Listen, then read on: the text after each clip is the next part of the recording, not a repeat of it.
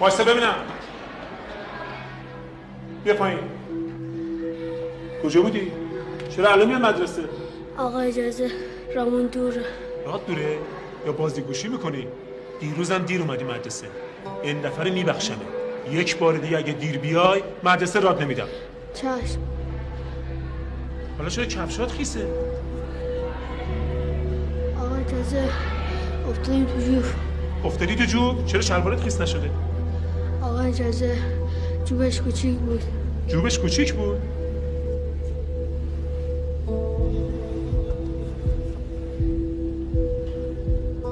چرا جورابت خیس نشده؟ بار آخرت باشه. برو سر کلاس درسه. چشم آقا.